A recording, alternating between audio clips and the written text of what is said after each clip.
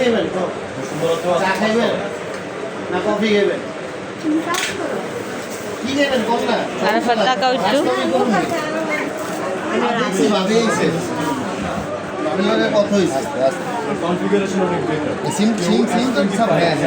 silence দিয়ে দিত তুমি 100x কিন্তু আপনার জুম লেন্স দেয় না পড়বে না মেটাল বোর্ড দান্ডু ঢেবেলো না 12 জিবি কিছু কেস আছে